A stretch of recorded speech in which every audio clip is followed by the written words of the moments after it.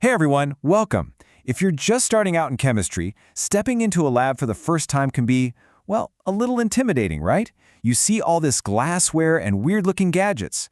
But here's the thing, these aren't just strange objects. They are the actual tools that make science happen. So today, we're going to take a tour of the essential gear that every single chemist needs to get to know.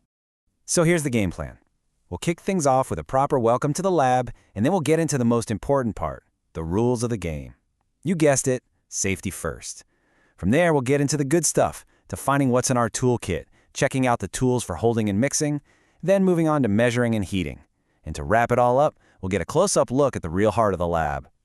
All right, so let's set the scene. Think about every great chemical discovery you've ever read about, every single reaction you're going to study. Guess what? It all starts in a place that looks a lot like this. The lab is the arena, you know? It's where ideas go head-to-head with reality, and it's where science really, truly comes alive. And that's no joke. I mean, really think about it. Some of the biggest game changers in history, like discovering oxygen itself, happened in a lab.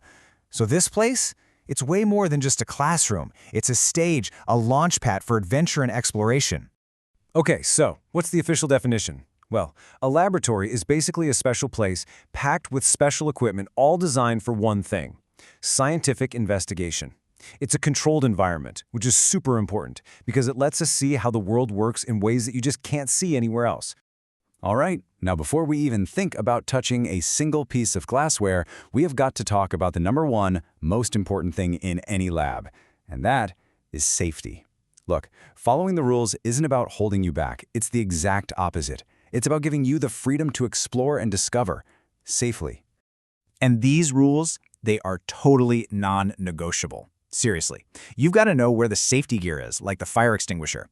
No eating or drinking in the lab, ever. Trust me, you do not want to accidentally season your lunch with hydrochloric acid.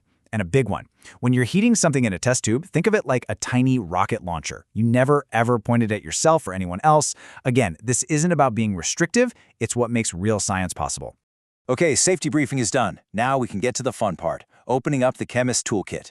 See, in any experiment, you're basically working with two categories of stuff, the ingredients and the tools. Today, we are all about the tools. So the fancy official name for all these tools is apparatus. And here's the most important thing to get about that word.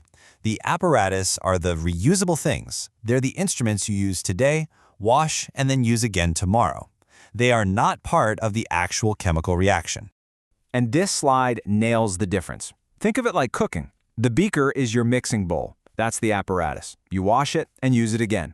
The hydrochloric acid, that's like your flour or sugar. It's the chemical, the ingredient that gets used up and transformed in the recipe. It's that simple. You use the apparatus to work with the chemicals.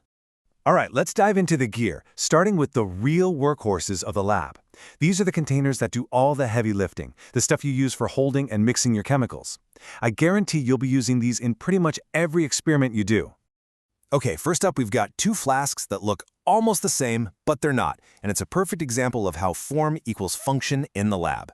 On the left, the round-bottomed flask. That curve isn't just for looks, it's brilliant for heating because the heat spreads out nice and evenly. But it can't stand up on its own. The flat-bottomed flask, on the other hand, can sit right on the bench, which makes it perfect for mixing stuff up at room temperature. And here it is, the beaker. If the lab had a coffee mug, this would be it. Seriously, it's the ultimate all-purpose container. You'll use it for everything, holding your liquids, which, by the way, chemists like to call reagents, mixing solutions, even some gentle heating. It is your number one, general-purpose, go-to piece of kit.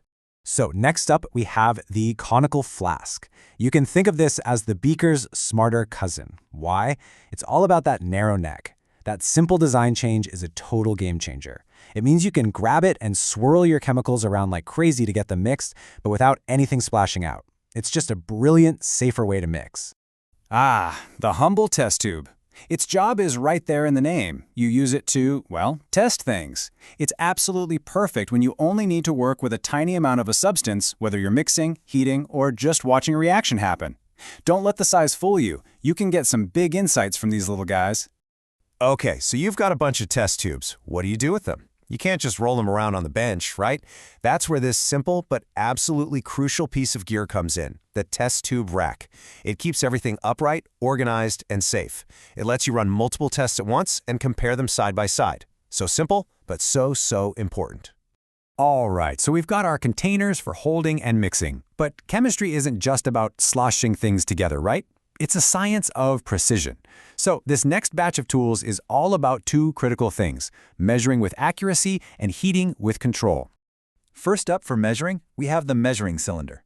And I want you to burn one word into your brain for this one: approximate. This is your tool for good enough. When the instructions say add about 50 milliliters, this is what you grab. It's quick, it's easy, but it is not built for pinpoint accuracy. But what happens when good enough is not good enough? What if you need an exact amount? Well, for that, you graduate to the burette. This is a precision instrument. See all those tiny markings? And that little tap at the bottom called a stopcock? That lets you add a liquid literally one drop at a time. This level of control is absolutely critical for procedures like titration, where every single drop counts. Now, let's talk about heat. Obviously, you're not going to hold your beaker over a hot flame with your hands, right? So you need a support system. That's what this is. The tripod stand gives you a sturdy, stable platform. And that mesh thing on top is a wire gauze.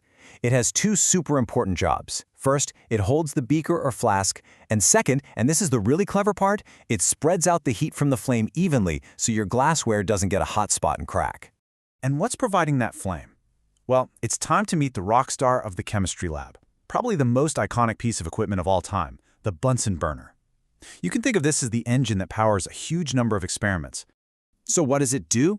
Its job is actually pretty simple, but incredibly powerful. It gives you a single, open gas flame that you can control with amazing precision.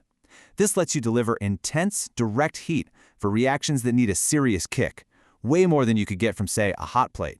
It's an indispensable tool. So let's take a peek under the hood. It looks pretty basic, right? But all these parts have to work together perfectly to give you control over that flame. In a nutshell, gas comes in the bottom, gets squeezed through a tiny jet, mixes with air that you control with this collar here, and the whole mixture travels up the barrel where, boom, you light it. Let's get a little more specific. The gas shoots out of a tiny hole called the jet. That gas then mixes with air, and the amount of air is controlled by this ring at the bottom, the collar. That's your control knob. The gas-air mixture then goes up the chimney, or barrel, and that's where you light it. And here's the key takeaway.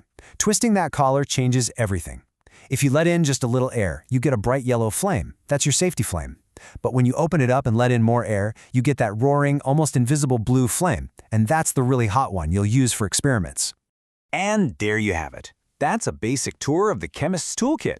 From a simple glass beaker to the finely tuned flame of a Bunsen burner, every single piece has a purpose, and each one is like a key that can unlock some new secret about our world. Remember, these aren't just school supplies. They are the direct descendants of the tools used to make some of the biggest discoveries in history. So now you know the tools. The only question left is, what are you going to discover?